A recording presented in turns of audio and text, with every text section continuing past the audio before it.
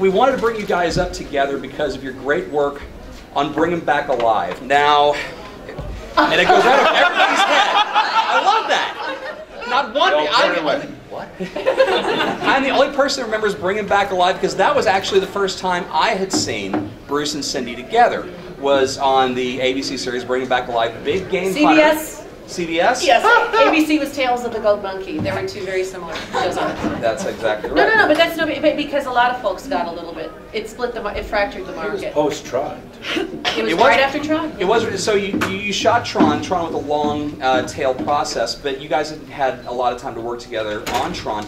Tell me about when they approached each of you to do the movie, because the concept for Tron at that point was not only revolutionary, but had to have been so high concept that it was just, where do you even roll with that? So, Bruce, let's go with you first, the pitch process on that. It's such ancient history. No, it really is, because it's a whole, what? What's that? Is it good on the table? Yeah, it's good on the table. It's good on the table. It's good in your hands. You know, they say, don't look at kids or animals. Where was I? It was you see what I mean? 1981. Actually, let's go ahead and use the handheld because no, the back is saying they can't hear me. Then I need to get all my money back from drama school. Anyway, no, for me, Tron just came along very strangely. I'd been doing television and Western. I had just come off a Western series with James Arness. ABC's How the West Was Won. It's kind of a mini-series type thing. Many of you are too young to even know what I'm talking about. Mini-series. They read about it in history. They read about it in history. History from pop culture. And so anyway, for some reason, I don't know, this woman had cast a lot of Gunsmoke and had cast me in a number of things. Pam Polifroni was also casting this Disney film, Tron. And somebody there, it might have been Steven Lisberger, or I'm hoping it was, saw me in something, and I was the general idea. They actually had somebody else in mind, I believe. There were a couple you know of the story. I was cast before you, were you? Yeah, she was cast before. You probably know. Tom Berenger. Tom Berenger. I believe he would have never fit in those tights. I love Tom. I worked for him. I worked with him. Anyway. The tights were comfy, were they? Tights were comfy. I'm working on a movie now. You see me jumping, I did a stunt last night. And man, it's not like the Tron days where I just bounced off. Like going back to Bringing Back Alive, where we did tons of stunts, and we shouldn't have been doing all of them. I've got like a raw elbow here. Anyway, and so somehow I got the script. I was doing a Western for NBC, a TV movie. And I got sent this script, and I'm way down in Tucson, and even 40 miles outside of Tucson. And I'm sitting on a horse, and the script is in my saddlebag, and I'm waiting. It couldn't be more incongruous, you know? I'm waiting and waiting and waiting while they're setting up for this shot, and I'm sitting there looking through this thing, and I'm going, cram, what the hell is this thing about? What language is this?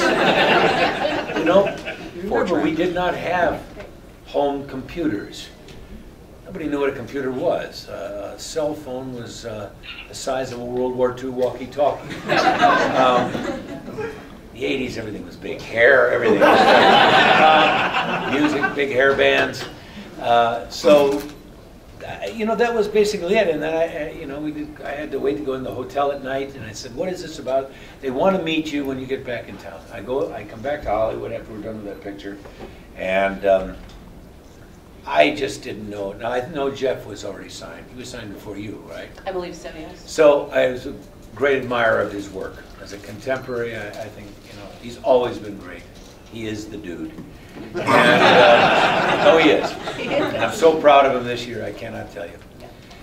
So I went to Disney. They wanted to meet, and I went to Pam's casting office there, and there was this crazy man named Steven Lisberger, and who dreamed of being Steven Spielberg. Anyway, he did, didn't he? Yes, he did. Yes, he did. But here was a guy that had a visionary idea, and he brought it from a small commercial house that he had in Boston with his wife, Peggy. Peggy. Right. And they went to the right place because Disney has always been in the forefront of animation and that kind of imagination and creativity. And so I saw some cells, did you see these things? It was kind of some cells or something of how it was going to look like because I couldn't get it. The Sid Mead graphics. Yeah, the Sid Mead graphics, but I also saw something, they had like a little footage. There was a little animated footage of what, if you ever A guy took walking. an art class, it was just like a stick figure that was filled out. Yeah, and they were Moving, like a explaining puppet. to me, and I Yeah. thought, this is a great concept. And Jeff Bridges is going to do this, right? And, it's not like I was stalking him or anything. I figured it's got to, first of all, it's a feature film. I mean, I wasn't doing feature films, so I was very excited about it and a little nervous about it, and then got really enthused about it because once I met with everybody and they decided on me and not Tom Berenger. You know, it was good. Tom's a great actor, you know. And then I met this lady. Lady? Well, you saw those pictures, this big-haired gal, Right. and she was That's right. big hair. And it was good. It was 1982, for I God's know. sake. That's when the film came out. Actually, but We did it in 1981. 1981. Yeah. Yeah. And then it was an adventure because I had tried out for Luke Skywalker, and I didn't get it. Like about 6,000 other guys, by the way. I was way too tall. And I remember meeting Lucas and who was else? Who directed Carrie? Irving Kershner. Not Irving Kershner, no, Carrie. Brian De Palma. Brian De Palma. They were holding mutual casting sessions. And this is the only little funny story I'll tell you. I walked in to sit down, and they were seeing every new young face that had been doing some things, but they wanted someone rather new. So I sat down. Brian De Palma was right in front of me, and there's this guy right behind his shoulder, right behind his, just sitting in a little in back of him with these aviator glasses on, his hair and a beard. Little guy, tiny little guy. And they said, sit down, and like a lot of times, they go, so, you know, tell me about yourself. And he said, oh, would you like some water, coffee? And they're very nice. And I said, oh, I'd love some coffee. I really would. I figured coffee would take a lot longer to get to me. I could nurse it. I'd have a lot of time there in front of him. And there's this guy sitting in the back, and I said, and I leaned over, and I said, I'll take it black. No. That's my George Lucas story. No, we know what. Let's break this list down because Who I've alienated? no, not alienated.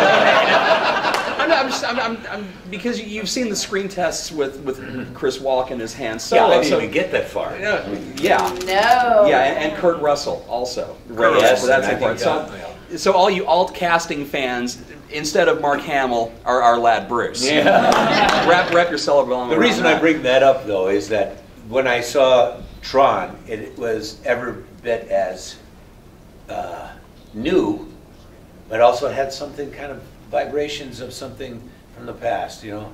Well, it had a Not warmth flash. to it. Yes, it did. There But- was a spirituality. There was a very human But quality. I even looked at it as sort of, you know, one part was Clark Kent, the other was Superman. You know what I'm saying? I was playing both. And all the way through to the thick glasses. On, right, exactly, which I wear again. I've got, they look like cinema, you know, anyway. They look like windshields. They just have these wipers. No, that's how I think. I mean, that's such a thumbnail sketch of it. And, but it was a wonderful experience. Running around in the tights, we made jokes about our dance belts that we had to wear. We were wearing those. You want to tell the people what a dance belt is, Bruce? It was an 80s version of the male thong. Anyway, it was for ballet dancers. We got a big charge out of that, took a lot of ridicule. But the making of Tron was on a solid black stage, as Cindy will tell you. It was like a big, black, empty warehouse with nothing there. You literally wanted to run outside sometimes just to see some color, because it was so black and white, everything, you know. And Cindy and I had to do some crazy things.